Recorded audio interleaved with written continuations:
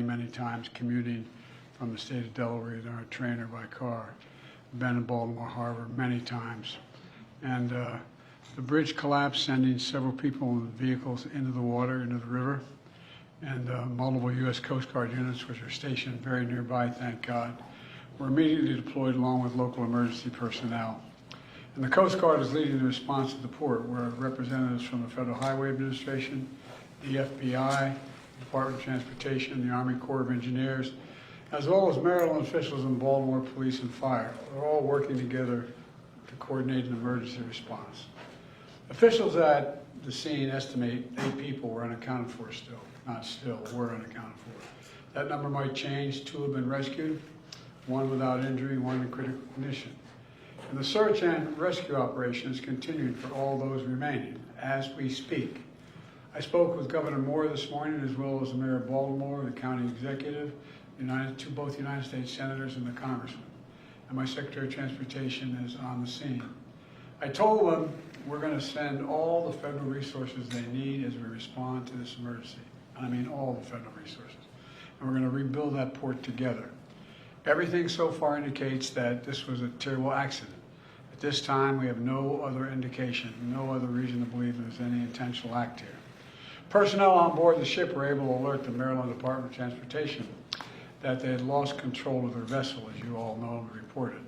As a result, local authorities were able to close the bridge to traffic before the bridge was struck, which undoubtedly saved lives. Our prayers are with everyone involved in this terrible accident and all the families, especially those waiting for the news of their loved one right now. I know every minute in that circumstance feels like a lifetime. You just don't know. It's just terrible. We're incredibly grateful for the brave rescuers who immediately rushed to the scene, and to the people of Baltimore who want to say, we're with you.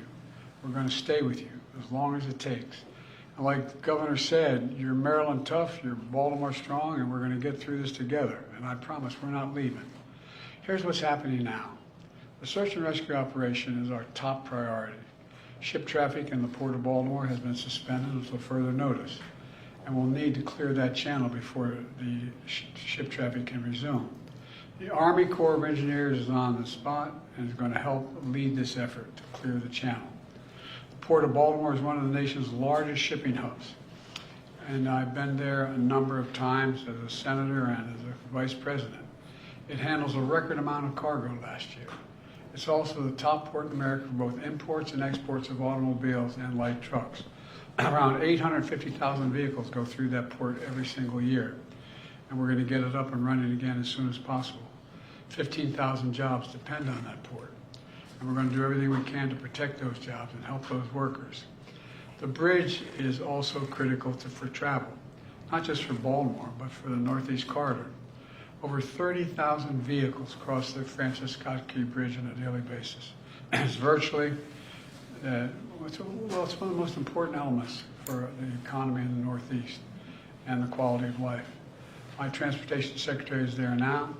As I told Governor Moore, I've directed my team to move heaven and earth to reopen the port and rebuild the bridge as soon as humanly possible.